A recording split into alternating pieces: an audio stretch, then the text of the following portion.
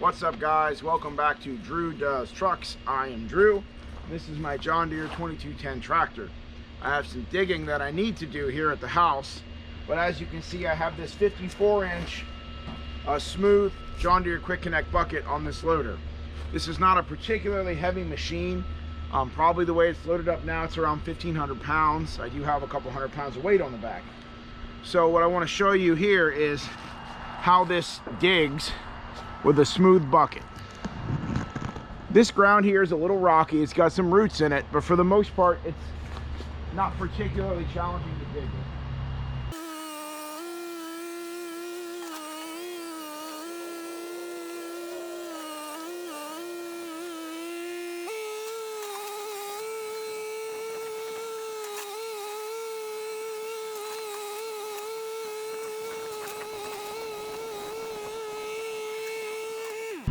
All right, so this pretty much been my experience with this particular tractor.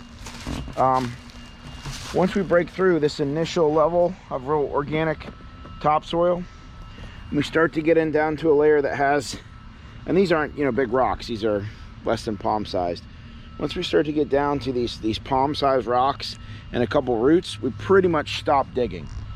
I was trying to show the camera, this was 2 bucket loads at that depth. Once we got past that initial, we got some productive bucket loads the first couple ones, but what it's got me wondering is, would a tooth bar do better on this particular machine? This is not a large machine, it's a compact tractor. It's probably the same as many of my viewers have at home or are anticipating buying at home. This will fit in my small dump trailer that I built. That's right down the hill there. This is an easy machine to own. It's an easy machine to maintenance. It's easy to store. It's a popular size machine, but will it actually dig? So what I'm gonna do is order a tooth bar, and we'll see if we can fit a tooth bar to this bucket. I want to see the difference in digging. So I've always kind of wondered if it's worth getting a tooth bar for a machine this small, and we're gonna find out. All right, package came today. I ordered this off eBay. See, I looked at used. I just wanted a used tooth bar to try this out. People were getting $200 to $300 even for used ones, and I just couldn't see that. I found this. This is Vevor brand on eBay. It was $188. This is a 54-inch smooth bucket on my John Deere. This tooth bar was $188. It's really hard to find 54-inch. And when I found the couple I found were like $350, $400.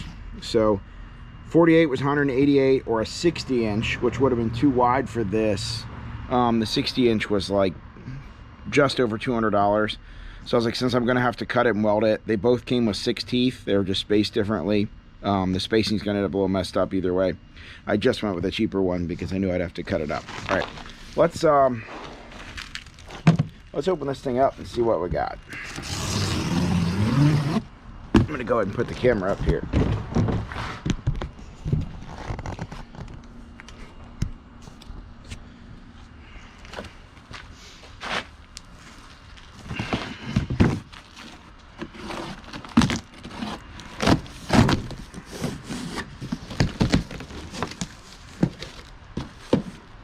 This thing is really heavy, by the way. Like, I would say maybe 50, 60 pounds at least.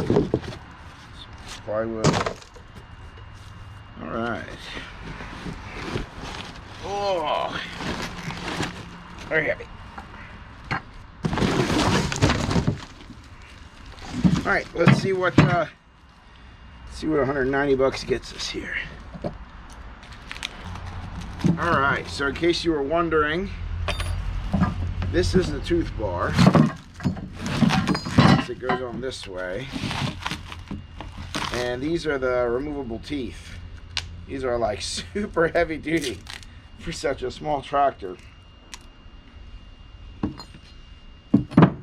But these are replaceable, so if somehow you manage to break one of these with that little tractor, you can unbolt them and replace them. So if you look at the bottom of it, like, I guess it kind of clips onto the cutting edge of your bucket, because there's like a space here. So our bucket off the the ground a little bit.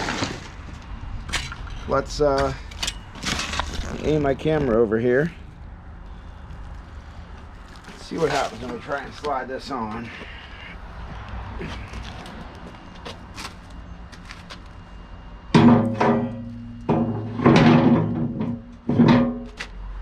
So they bowed, looks like they bowed the crap out of this thing when they welded it. It's definitely not flat. I don't think it's going to matter too much in the grand scheme of things. But as you can see, oops, camera got hung up. As you can see, we're just a couple inches short on each side. And I initially thought about just trimming this, moving it over, keeping all my tooth spacing the same, but then I realized it seems like you'd really want to have a tooth closer to the edge of the bucket. So I was thinking I would just cut it in the middle and add in that 4 inches or whatever. I think that'd probably be the best way. The only other way I could see to do it is cut it here on the edges, now I have to make 2 cuts, 2 splices. It doesn't seem necessary to complicate things. I'll probably just cut it right in the middle. So I'm gonna work on widening this, and then I'm gonna have to drill out. This is like fairly high strength steel for the John Deere bucket, so I'm gonna have to drill that out, and I'll have to get these excavator teeth put on. So let's get to work on that, and then let's try these cutting teeth out.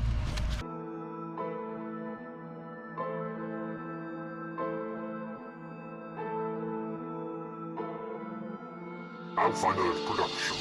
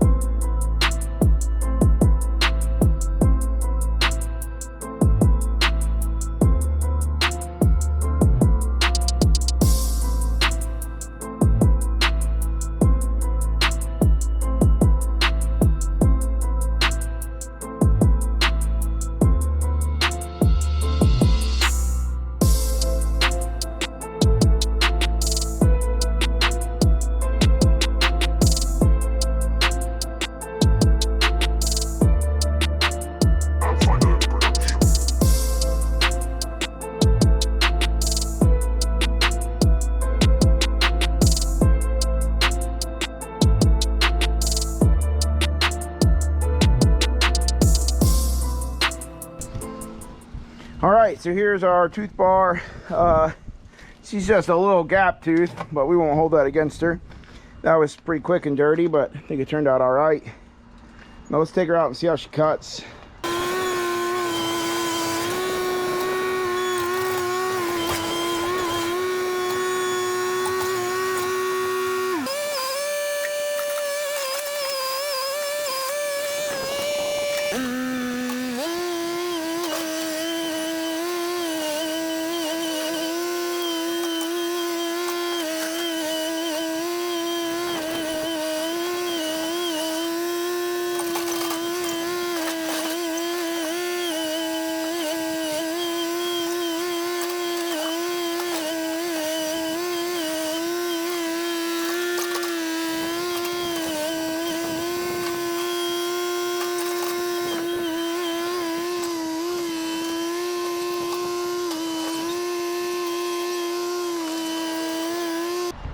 All right, so same hole. I had filled it in before. You can see from what this blade is bringing up. It's bringing up these rocks. They're not just sitting in the hole anymore.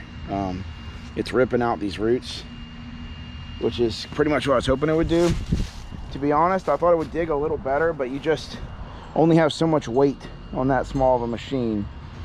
This also kind of addressed another concern I had, which was with these teeth on there. I wasn't sure like how well I'd be able to smooth out what I had dug up. But as you could see, maybe in that video, if the camera's pointed directly at it, if I flip the teeth up, I can still use the back of that bucket. Like this was smoothed out right here.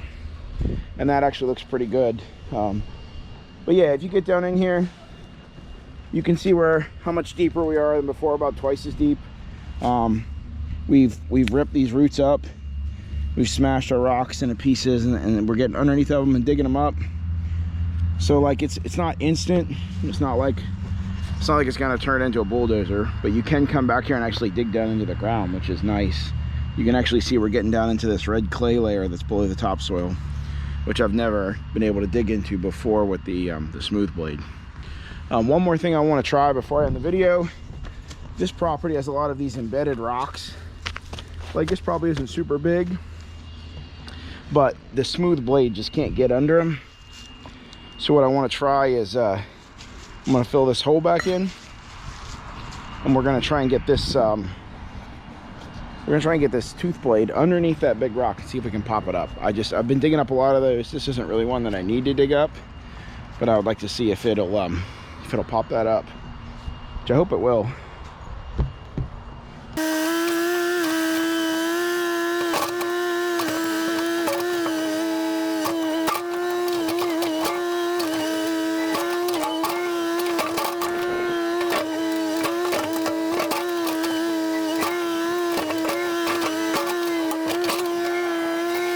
Alright, that was a pretty rough ride.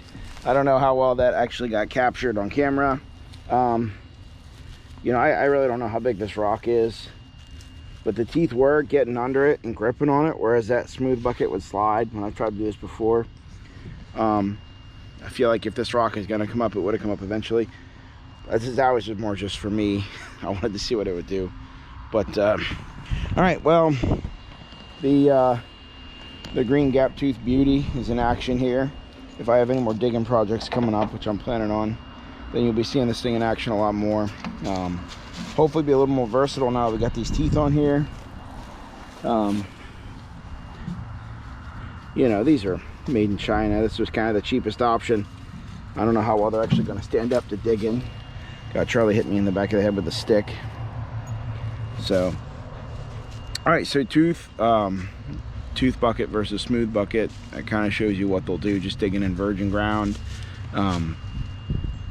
Definitely a difference. On a compact tractor like this, like, you just couldn't dig through the topsoil before. Once you got through it, you just stopped.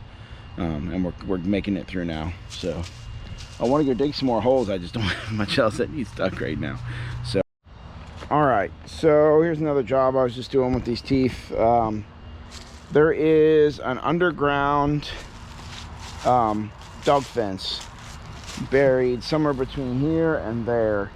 I was over here working a while ago, and I somehow caught it, and I know it's over here because I was working over here, and then the dog fence wasn't working that night, and it was working before. So I rented a like a commercial trencher to install that dog fence. I had one on another property that was closer to the surface, and I kept catching it with lawnmower blades and stuff. So I sunk this one really deep, and I can't find it because I didn't mark it at all. So those teeth, they were able to just like dig through all this rock and stuff. I was very impressed just with their ability to break this up. This would have taken me forever, just digging like a little bucket full at a time. Unfortunately, I haven't found the dog fence yet. I'm gonna keep looking. It's got to be down here somewhere, maybe a little deeper than what I've dug so far. But with the smooth bucket, there was really no way to like sift through materials at all. It's kind of all or nothing. And once that smooth whatever you call it, smooth cutting edge hit like a rock, like one of these, you were done. You have to back up and try and push down under it and like flip it up. But with these teeth, you know, one tooth can hit it and pop it up, and you just keep going. So it does make a huge difference when you're cutting in a rocky material. Well, I know that dog fence is down here somewhere, so I'm gonna keep looking. But this is just another thing. It's dug up real quick. This took me 5 minutes to dig all this up.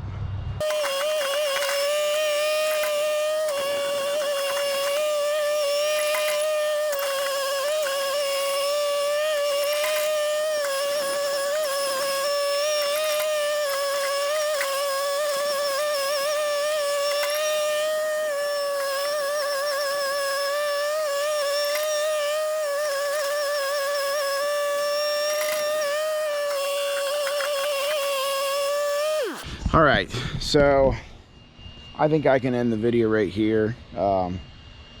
This wasn't possible before with that smooth cutting bit. We would dig until we hit the stuff and stop.